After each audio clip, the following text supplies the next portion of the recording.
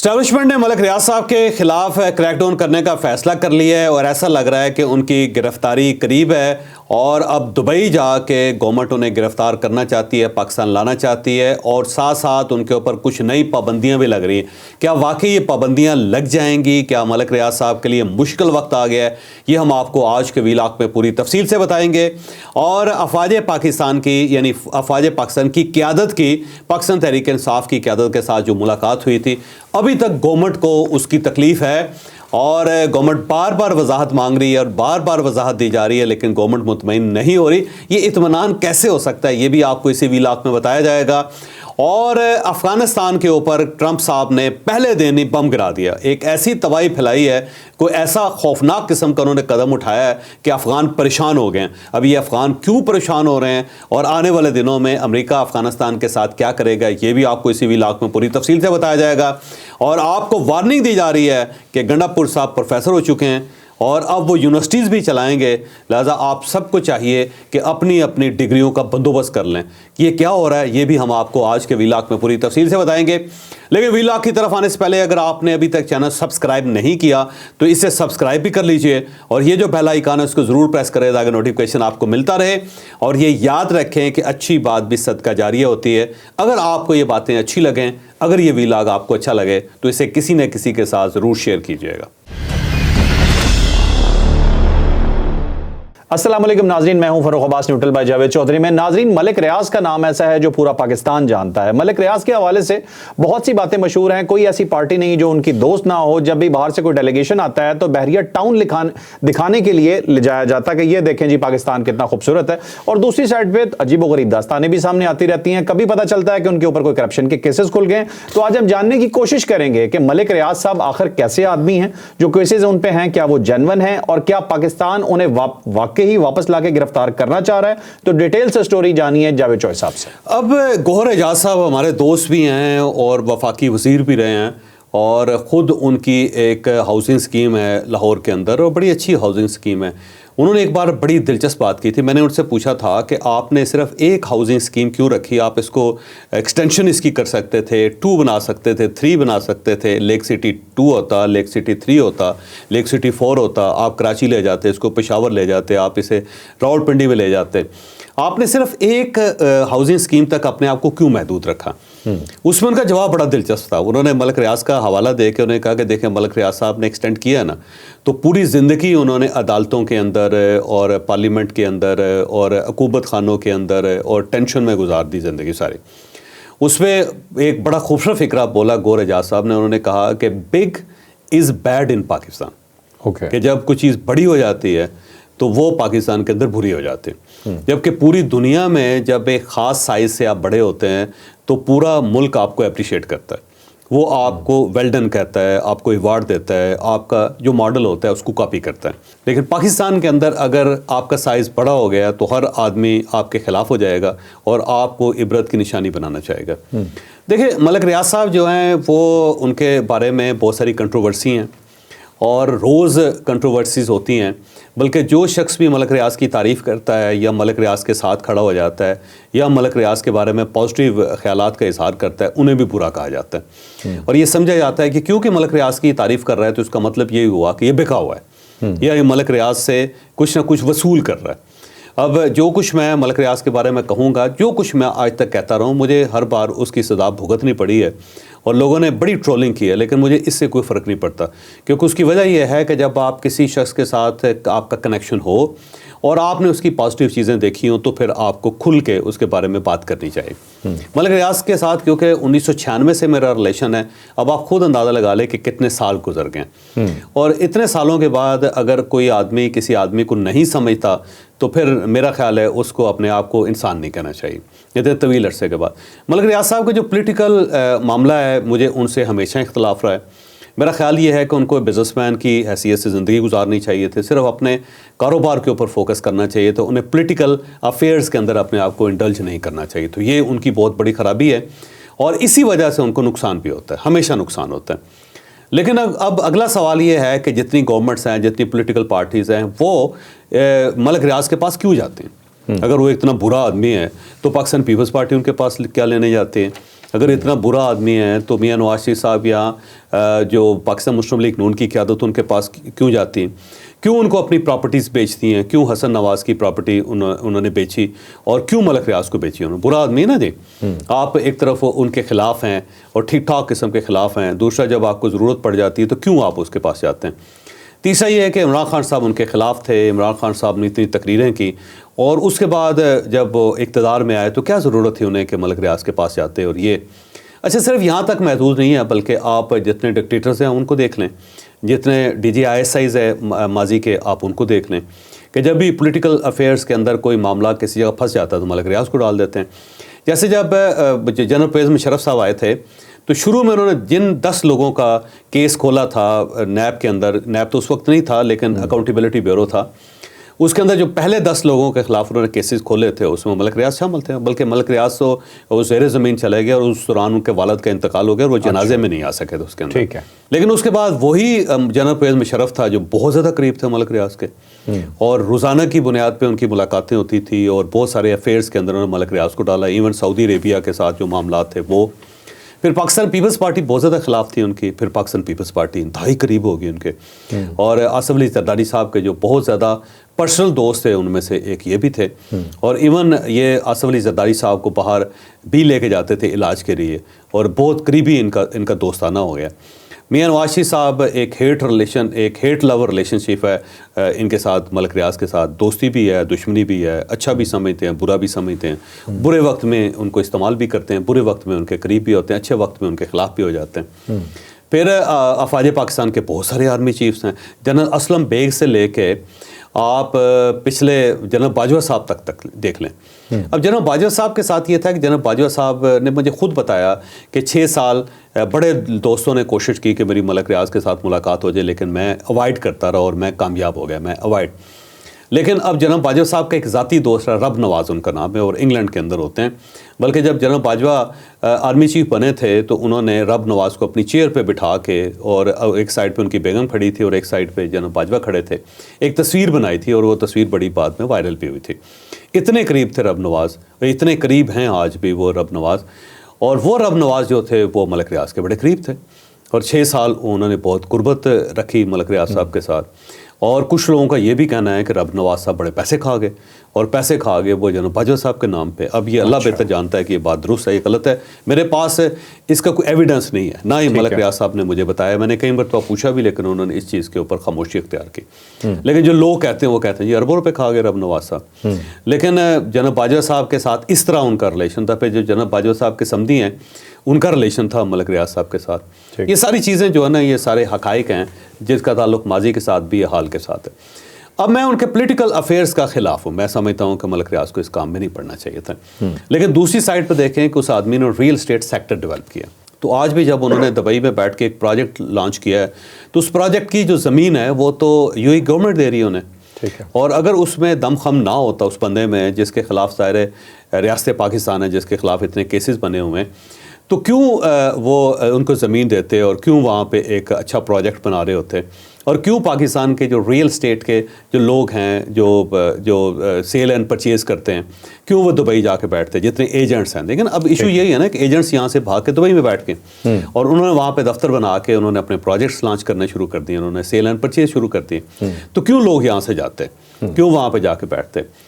اب یہ سارا معاملہ جو ہے نا ٹھیک ہے ایک سائڈ پہ رکھتے ہیں. اب جو اس سارے موجودہ سینیریو میں جو ملک ریاض کا قصور ہے وہ 2 قصور ہیں. ایک تو ان کا یہ قصور ہے کہ بشرا بی بی ان کے ساتھ جڑ گئی, اور بشرا بی بی نہ صرف جڑی بلکہ قربت ہوگی ان کی, اور ان کی بنیاد پہ عمران خان صاحب کے ساتھ ان کے تعلقات بہت اچھے ہو گئے, اور عمران خان صاحب کے پاس روزانہ کی بنیاد پہ ملک ریاض جاتے تھے. اب جو روزانہ جاتے تھے اس میں 85% یا 90% جو ان کا جانا ہوتا تھا اس کے پیچھے اسٹیبلشمنٹ ہوتی تھی اس وقت کی. جنرل فیض حمید صاحب ان کو بھیجتے تھے. جنرل فیض حمید اور عمران خان صاحب کے درمیان بہت سارے رابطے جو تھے یا بہت سارے افیئرز جو تھے وہ ملک ریاض کو سر انجام دینے پڑے. اس وقت کی اسٹیبلشمنٹ اگر ملک ریاض کو برا سمجھتی تھی تو انہیں اس کام میں نہیں پڑنا چاہیے تھا, لیکن انہوں نے ملک ریاض کو یوز کیا اور ملک ریاض وہاں پہ جاتے رہے.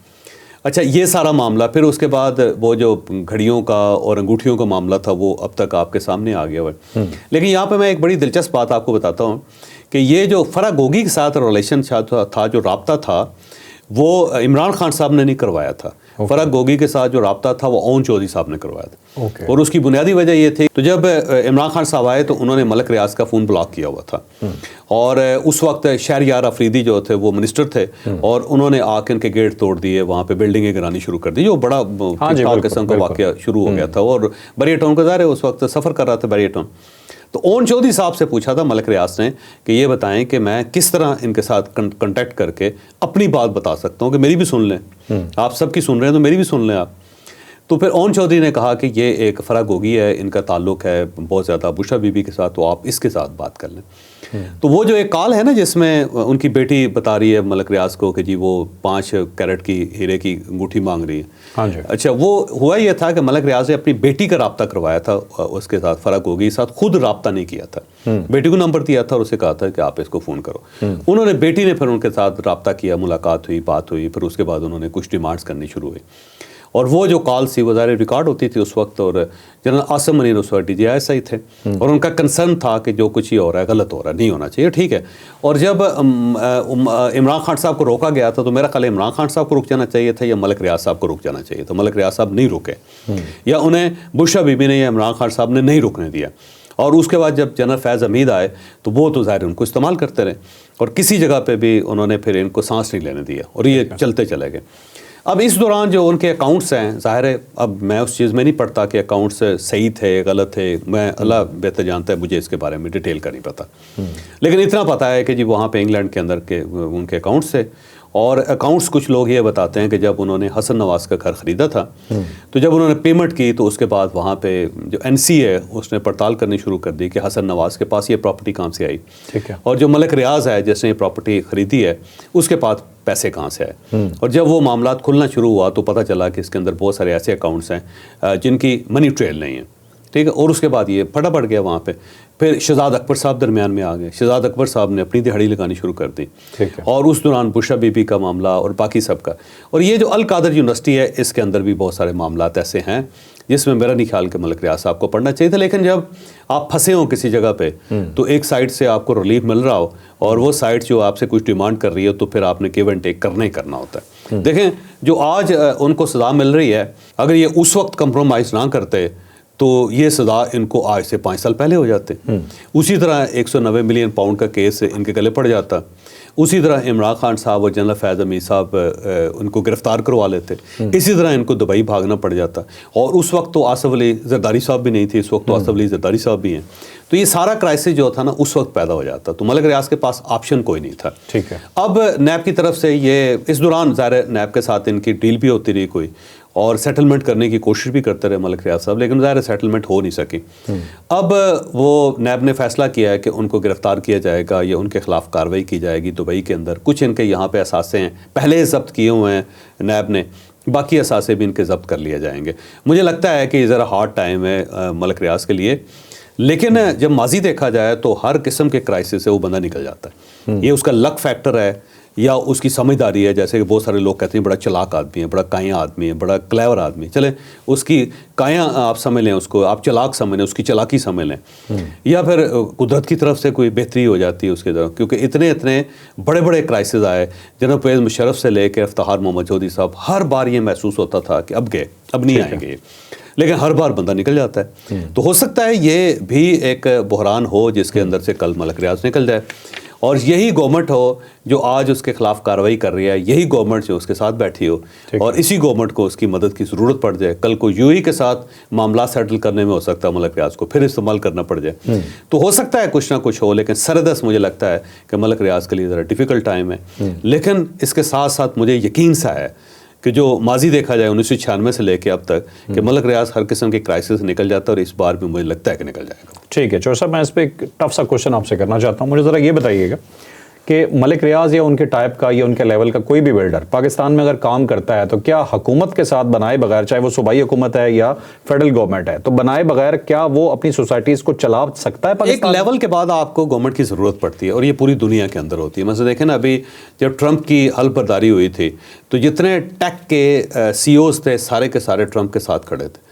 تو ٹرمپ نے اپنی حلف برداری کی تقریب میں اس نے سندر پچائی کو بلوایا, اس نے ایلان مسک کو بلایا, اس نے جیف بیزوس کو بلوایا, اس نے مارک زکربرگ کو بلایا, یعنی جو ٹیک کے اس وقت ٹائکونز ہیں سارے کے سارے اس نے وہاں پہ بلائے ہوئے تھے. تو ایک لیول ہوتا ہے, اس کے بعد آپ کو اسٹیٹ کی ضرورت ہوتی ہے, اسٹیٹ اس کے بغیر نہیں چل سکتی, اور نہ وہ بندہ اسٹیٹ کے بغیر چل سکتا. مثلا اب امبانی ہے تو ریاست کو امبانی کی ضرورت ہے, امبانی کو ریاست کی ضرورت ہے, دونوں ایک دوسرے کے لیے لازم و ملزوم ہے. تو ایک خاص حد کے بعد آپ کو اسٹیٹ کی ضرورت ہوتی ہے, اور پھر آپ کو یہ اسٹیٹ کے گندے کپڑے بھی دھونے پڑتے ہیں, اور ساتھ ساتھ آپ کو سیاستدانوں کے گندے کپڑے بھی دھونے پڑتے. تو ملک ریاض کیونکہ اس لیول تک آ گیا تھا, اور اس نے اگر اپنے آپ کو قائم رکھنا تھا یا آگے بڑھنا تھا, تو یہ کپڑے تو اس کو دھونے پڑنے تھے. ٹھیک ہے, choice of Peoples Party, Noon League, P T I, سب کی گورنمنٹ آ چکی ہے, ٹھیک ہے, جس کے آپ خلاف جائیں گے, کیا وہ پولیٹیکل وکٹمائز نہیں کرے گا آپ کو؟ کرے گا. ابھی بھی دیکھیں نا, اگر ملک ریاض فرا گوگی کو دے دیتے, حوالے کر دیتے ان کے, یا عمران خان کے خلاف وہ گواہی دے دیتے, تو معاملہ سیٹل ہو جاتا. ٹھیک ہے, مطلب پاکستان میں چلنا ہے تو آپ کو بنا کے رکھنا پڑے گا. دنیا میں کسی بھی ملک ممکن میں, نہیں, دنیا کے کسی بھی ملک میں اگر آپ ایک خاص حد سے اوپر جا رہے ہیں تو پھر آپ کو بنا کے رکھنا پڑے گا. ٹھیک ہے, پھر آپ انکار نہیں کر سکتے. ٹھیک ہے, چلیں جی, اب چلتے ہیں اپنے نیکسٹ ٹاپک پہ. جو ہمارا اگلا ٹاپک ہے جی, وہ بہت دلچسپ ہے. گورنمنٹ کو کوئی عجیب و غریب قسم کے لگتا ہے خواب آ رہے ہیں رات کو, اور وہ بہت پریشان ہیں, اور ایک چیز کو مسلسل کلیئر کرنے کی کوشش کر رہے ہیں. کچھ دن پہلے آرمی چیف کی ایک میٹنگ ہوئی ہے بیرسٹر گوہر کے ساتھ, جو یقیناً انسکیجولڈ میٹنگ تھی. جیسے ہی خبر گورنمنٹ تک پہنچی تو گورنمنٹ کے ذرا ایوانوں میں کھلبلی مچ گئی, اور آج پہلے بتایا گیا کہ ہائیسٹ لیول سے حکومت سے یہ خبر آتی ہے کہ جی بریفنگ دی گئی ہے, بتایا گیا. اس کے بعد خواجہ آصف کہتے ہیں کہ جنرل عاصم منیر نے خود بتایا ہے وزیر اعظم کو کہ ہاں یہ میٹنگ ہوئی ہے. تو یہ اتنی کھلبلی کیوں ہے, یہ ڈسٹرسٹ کس چیز کا ہے, کیا گورنمنٹ کو واقعی کوئی خطرہ ہے؟ لے کے چلتے ہیں جاوید چوہے صاحب. اب گورنمنٹ کو واقعی نہیں پتا تھا کہ میٹنگ ہو رہی ہے کوئی پشاور کے اندر, اور اس کے اندر گوہر خان صاحب کو بلایا جا رہا ہے, کیونکہ ایک لوکل میٹنگ تھی جس کے اندر لوکل سیاستدان تھے, لیکن اچانک اس میں گوہر خان صاحب بھی پہنچ گئے, اور اس کے بعد پھر سیپریٹ الگ ملاقات بھی ہوئی. وہ رپورٹ ہوگی, لوگوں کو بتایا, لوگوں نے بتا دیا کہ جی ان کی الگ ملاقات بھی ہوئی. اس کے بعد ترتھلی مچ گئی, پھر عمران خان صاحب نے تسلیم کر لیا, پھر گوہر خان صاحب نے تسلیم کر لیا, اس کے بعد کرائسس ہوا. وہ ساری چیزیں سب کے سامنے تھی, جس کے ساتھ ہی گورنمنٹ ہل گئی. گورنمنٹ واقعی ہلی ہے اس کے بعد, کیونکہ گورنمنٹ کے پاؤں کمزور ہیں. جب انہیں یہ محسوس ہوا کہ اب عمران خان صاحب کے لیے کوئی راستے کھل رہے ہیں یا ان کے ساتھ ڈائلاگ ہو رہے ہیں, تو گورنمنٹ کو اپنی پڑ گئی. تو یہ ریزرویشن جو تھی گورنمنٹ کی طرف سے تھی, لیکن مختلف لوگوں سے پوچھا جا رہا تھا, ہر آدمی ان کو بتا رہا تھا کہ کوئی اتنی خاص بات نہیں ہے. لیکن وزیر اعظم چاہتے تھے کہ آرمی چیف کے منہ سے سنیں کہ کیا ہوا تھا. تو پھر آرمی چیف سے انہوں نے رابطہ کیا. کل آرمی چیف نے ان کو بتا دیا کہ جناب یہ میٹنگ تھی, انسکیجول تھی, اچانک تھی. اس میں انہوں نے وہاں سے ٹائم مانگ لیا, وہ ہمارے ساتھ بیٹھے, اور اس کے بعد انہوں نے سیاسی سوال کرنے شروع کیے, سیاسی باتیں. تو ہم نے کہا نہیں, گورنمنٹ کرے گی, ہم اس معاملے میں آپ کی کوئی مدد نہیں کر سکتے, ہماری پالیسی وہی ہے, ہماری پالیسی کلیئر ہے. فرسٹ ٹائم ہم نے ان کے منہ کے سامنے بیٹھ کے ان کو یہ بتایا کہ جناب ہم کسی قسم کا پولیٹیکل ڈائلاگ آپ کے ساتھ نہیں کریں گے, یہ آپ کو گورنمنٹ کو کرنا پڑے گا. تو یہ انہوں نے کلیئر کر دیا ہے. لیکن اس کے باوجود کلیئر تو ہو گیا, لیکن گورنمنٹ کے اندر جو شک پڑ گیا ہوا نا اس وقت, وہ شک ہے اور ہلی ہوئی ہے. ان کو محسوس ہو رہا ہے کہ گڑبڑ ہے کہیں نہ کہیں. آج اگر راستہ کھل گیا ہے تو کل کو ہو سکتا ہے یہاں پہ دروازہ بھی بن جائے. ٹھیک ہے. نیکسٹ ٹاپک کی طرف چلتے ہیں جی. نیکسٹ ٹاپک ہے جی ہمارا بہت ہی امپورٹنٹ. گنڈا پور صاحب جی پروفیسر بن گئے ہیں. یہ میں کیوں کہہ رہا ہوں, یہ ایک ڈیٹیل سے سٹوری ہے. صرف آپ کو اتنا بتا دیتا ہوں کہ چانسلر جو ہوتا ہے, وائس چانسلر ہوتا ہے یونیورسٹی کا, اور چانسلر ہوتا ہے تمام یونیورسٹی کا جو ایک صوبائی ہیڈ ہوتا ہے. اور گنڈا پور صاحب اب چانسلر بننے جا رہے ہیں کے پی کے. لیکن پہلے چانسلر کون تھا, یہ تبدیلی کیوں آئی ہے, اور ہم انہیں پروفیسر کیوں کہہ رہے ہیں, ڈیٹیل سے سٹوری جانیں. اب دیکھیں, جو وفاقی گورنمنٹ ہے اس کے اندر پریزیڈنٹ جو تمام یونیورسٹیز کا چانسلر ہوتا ہے, اور جو صوبائی گورنمنٹس ہے اس میں گورنر کے پاس تمام یونیورسٹیز کے چارج ہوتے ہیں, ان کے چانسلر ہوتے ہیں. یہ ایک آئین کے اندر اسی طرح لکھا ہوا ہے, اور ایک روایت بھی ہے جو چلی آ رہی ہے. لیکن گنڈا پور صاحب نے خیبر پختونخوا میں فیصل کریم کنڈی صاحب کو فارغ کر دیا. انہوں نے وہاں پہ اپنا ایک قانون پاس کر دیا, اور اس کے بعد اب وہ چانسلر بھی جو ہیں وہ یونیورسٹیز کے گنڈا پور صاحب ہوں گے. اب گنڈا پور صاحب جو ہے نا, واقعی مجھے بازو کا فلاسفر لگتے ہیں, اور کئی دفعہ تو مجھے یقین ہوتا ہے کہ آئنسٹائن کے قریب قسم کے آدمی ہیں, اور ان کا آئی کیو لیول بھی بہت اچھا ہے. اس قسم کی گفتگو کرتے ہیں, جس طرح کل انہوں نے کہا جی مطالعہ پاکستان کو چینج کر کے میک اپ پاکستان کر دینا چاہیے. اور جس طرح وہ اسلام آباد کو ٹھیک کرنا چاہتے ہیں, وفاق کو ٹھیک کرنا چاہتے ہیں, جس طرح افغانستان کے ساتھ اپنے تعلقات بہتر کرنا چاہتے ہیں, تو مجھے لگتا ہے بگ برین ہے. اور اتنا بڑا برین جو ہے نا خیبر پختونخوا میں شاید آج تک پیدا نہیں ہوا. تو اب وہ پروفیسر بھی ہو گئے ہیں, یعنی تمام پروفیسر وائس چانسلر جو ہیں وہ ان کے سامنے جواب دہ ہوں گے, اور گنڈا پور صاحب جو چیئر کر رہے ہوں گے, بیٹھے ہوں گے, ان کے سامنے وائس چانسلرز بیٹھے ہوں گے, اور گنڈا پور صاحب ان سے پوچھیں گے کہ آپ نے آج تک کیا کیا ہے, اور وائس چانسلر ان کو بتائیں گے کہ ہم نے کیا کیا. تو میرا خیال ہے آنے والے دنوں میں وہاں پہ ایک اور سرکس لگنے والی ہے, اور وہ سرکس بڑی دلچسپ ہوگی. میرا خیال ہے جب وائس چانسلرز کے ساتھ میٹنگ ہو گنڈا پور صاحب کی تو اس کی ریکارڈنگ ہونی چاہیے, تاکہ دنیا کو پتہ چلے کہ وہاں پہ خیبر پختونخوا کے اندر جو یونیورسٹیز ہیں وہاں پہ ہو کیا رہا. ایک واقعہ میں آپ کو سناتا ہوں کہ ایک یہاں پہ پنجاب یونیورسٹی کے ایک وائس چانسلر ہوتے تھے, وہ لیفٹیننٹ جنرل تھے, ریٹائرڈ. تو انہیں سارک کنٹریز کی جو وائس چانسلرز تھے نا, ان کی ایک میٹنگ تھی کلکتہ میں, ان کو وہاں پہ بلایا گیا. اب خود مجھے وائس چانسلر صاحب نے بتایا, میں نام نہیں بتا رہا, ان کا ریٹائرڈ جنرل تھے. اس پہ انہوں نے کہا جی سب نے انہیں تعارف کروانا شروع کیا. تو کلکتہ یونیورسٹی کے جو پروفیسر تھے انہوں نے بتایا کہ جی میں وائس چانسلر ہوں اور مجھے نوبل پرائز ملا ہوا ہے اس اکنامکس کے اس فیلڈ میں. ایک دوسرا بولا, اس نے کہا جی میں نوبل پرائز کے لیے نامینیٹ ہوں. دوسرے نے بتایا جی میں آکسفورڈ یونیورسٹی میں پڑھاتا رہا ہوں, میں کیمبرج میں پڑھاتا رہا ہوں, میں ہارورڈ میں پڑھاتا رہا ہوں. کہتے بتاتے جب کہنے لگے جب میری باری آئی تو میں نے بتایا جی کہ میں لیفٹیننٹ جنرل ہوں, ریٹائرڈ, اور میں نے فلاں وار کورس کیا, میں نے فلاں وار کورس کیا ہوا ہے. تو وہ ان کے کہتے ہکا بکا ہو گئے, منہ کھلے رہ گئے. پھر ان میں سے کسی نے پوچھا جی کہ آپ کی ایجوکیشن کیا ہے؟ تو انہوں نے کہا جی BA ساری. تو کہنے لگے اس کے بعد وہ سارے ایک دوسرے کی طرف دیکھنے لگے, اور پھر اس کے بعد انہوں نے میرے ساتھ بات ہی نہیں کی. میں بڑا حیران ہوں کہ کتنے بیوقوف لوگ ہیں, پنجاب یونیورسٹی اتنی بڑی یونیورسٹی ہے سب کانٹیننٹ میں, اور اس کے وائس چانسلر کے ساتھ انہوں نے یہ سلوک کیا. تو میرا خیال ہے گنڈا پور صاحب کے ساتھ بھی یہی ہوگا کہ وہاں پہ جو لوگ ہوں گے ایسے فارغ قسم کے لوگ ہوں گے نا, جنہوں نے PhDs کی ہوئی ہیں یا باہر پڑھاتے رہے ہیں, یونیورسٹیوں میں آ کے وائس چانسلر بن گئے ہوئے ہیں گورنمنٹ کے کہنے پہ. تو ظاہر ہے جب گنڈا پور صاحب کے سامنے سوال و جواب ہوں گے تو پھر انہیں پتہ چلے گا کہ ذہانت ہوتی کیا ہے. اچھا چوہدری صاحب, ویسے چانسلر لگانا بھی گنڈا پور صاحب نے ہے, تو پہلی شرط یہی ہوگی کتنے احتجاج کیے ہوں گے ظاہر ہے کوالیفائی کرنے کے لیے وہاں پہ بدل جائیں گے. ٹھیک, اب آخری رہ گیا ایشو میرا خیال ہے. ہاں جی, لاسٹ ٹاپک ہے ہمارا جی افغانستان کے حوالے سے, بہت ہی امپورٹنٹ ٹاپک ہے. ٹھیک ہے جی, 2 لاکھ افغان شہری بس چکے ہیں جا کے امریکہ میں, اور 1660 لوگ ایسے تھے جو پاکستان سے فلائی کرنے کے لیے تیار تھے. پاکستان میں 26,000 لوگ بائی دا وے ابھی تک موجود ہیں افغان شہری, جو امریکہ کی ریکویسٹ پہ پاکستان نے ابھی تک اپنے پاس رکھے ہوئے ہیں. ان کا نفقہ خرچہ سب کچھ امریکہ ہی پاکستان کو ابھی تک دے رہا ہے, اور انہوں نے ابھی اڑ کے امریکہ جانا تھا, لیکن جیسے ہی ڈونلڈ ٹرمپ آئے ہیں تو ساتھ ان کی فلائٹس کینسل کر دی گئی ہیں. اور اس کے ساتھ ایک اور بہت امپورٹنٹ خبر ہے, وہ یہ ہے, ایسا لگ رہا ہے یہ روس کہہ رہا ہے کہ امریکہ حملہ کرنے جا رہا ہے دوبارہ افغانستان پہ. یہ پوری سٹوری آپ کو بتائیں گے جاوید چوہدری صاحب. اب دونوں چیزیں, ایک تو یہ ہے کہ جب نیٹو فورسز یہاں سے نکلی تو اس کے بعد جو افغانستان کے اندر جو نیٹو فورسز کے ساتھ جو کام کرنے والے لوگ تھے ان سب کو ظاہر خطرہ تھا کہ طالبان آ گئے ہیں تو وہ تو ہماری گردنیں اتار دیں گے. تو انہوں نے فوری طور پہ ان سے رابطہ کیا, اور ان سب نے ان کو یقین دلوایا کہ ہم آپ کو سیٹل کریں گے, آپ کو افغانستان سے نکالیں گے. تو سارے جو شینجن کنٹریز تھے, وہ پھر امریکہ تھا, ان سب نے تمام لوگوں کو ویزے دینے شروع کیے اور پارٹ سیٹل کرنا شروع کر دیا. اسپین نے بہت زیادہ ویزے دیے, جرمنی نے ویزے دیے, UK نے ویزے دیے, اور اس کے علاوہ فرانس نے بہت ویزے دیے, امریکہ نے بہت زیادہ ویزے دیے. 2 لاکھ کے قریب وہ لوگوں کو یہاں سے باہر لے کے گئے افغانستان سے. اس کے ساتھ ساتھ جو لوگ چلے گئے وہ چلے گئے, پہلا جو فیز تھا. اس کے بعد ان کی فیملیز رہ گئی تھیں, اور وہ جو فیملیز تھی وہ ظاہر افغانستان سے فوری طور پہ نکال لی, کیونکہ طالبان تھے, انہوں نے کیپچر کر لینا, تو پکڑ لینا تھا انہوں نے.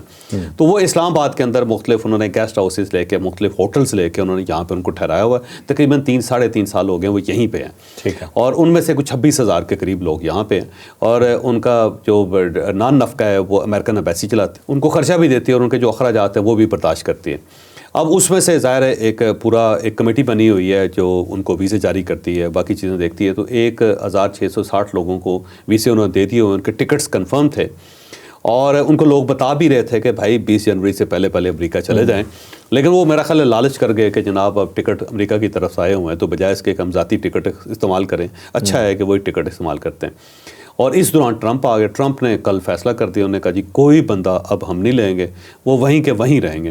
اب کرائسس ان کے لیے یہ پیدا ہو گیا ہے یہاں پہ افغانوں کے لیے کہ پاکستان تو ان کو نکال دے گا, کیونکہ اسٹیٹس تو ان کا کوئی بھی نہیں ہے, اور امریکن ایمبیسی جو اب ان کے پیسے بند کر دے گی. تو یہاں پہ اب روزگار کیسے آئے گا ان کو, اور یہاں رہائش کیسے اختیار کریں گے. جب پاکستان نکال دے گا تو پھر وہ لوگ کہاں جائیں گے؟ افغانستان وہ جا نہیں سکتے. اگر وہ افغانستان جائیں گے تو سیدھے طالبان ان کو پکڑ کے جیلوں میں پھینک دیں گے اور سزائیں دے دیں گے. ان کے لیے تو وہ غدار ہیں. تو ایک بڑا خوفناک قسم کا کرائسس ہو گیا. تو پہلا اٹیک جو ہے نا انہوں نے ٹرمپ نے کر دیا جی افغانستان پہ. باقی جو آپ بتا رہے ہیں ان کے وزیر خارجہ, رشیا کے وزیر خارجہ, وہ یہ سمجھ رہے ہیں کہ اب امریکہ دوبارہ افغانستان کے اندر آئے گا, اور یہاں پہ اب وہ اپنے اڈے بنائے گا. اور یہ جو اڈے ہیں ظاہر ہیں تو طالبان گورنمنٹ کے ساتھ مل کے بنائیں گے یا پھر انہیں فتح کریں گے، کیونکہ اگر وہ رزسٹ کرے گے طالبان تو پھر امریکہ کو جنگ کرنی پڑے گی، اور اگر ان کے ساتھ سمجھوتا ہو جاتا ہے تو پھر ایک نئی کہانی ہوگی کہ طالبان امریکہ بھائی بھائی۔ ٹھیک ہے۔ تو ناظرین آپ نے دیکھا دنیا کتنی تیزی سے تبدیل ہوتی ہے۔ ابھی 3 سال پہلے آپ نے دیکھا کہ ایک جنگ کے نتیجے میں افراتفری کے اندر جہازوں سے گرتے ہوئے لوگ آپ نے دیکھے ہوں گے افغانستان میں۔ اب وہی افغانستان ہے جہاں پہ امریکہ ہو سکتا ہے صلح سے واپس آ جائے یا ہو سکتا ہے دوبارہ کوئی جنگ کر کے واپس آ جائے، لیکن سچویشن وہیں پہ آ کے کھڑی ہوئی ہے جہاں سے سٹارٹ ہوئی تھی۔ لائک شیئر سبسکرائب کرنا نہ بھولیے گا۔ اجازت دیجیے، اللہ حافظ۔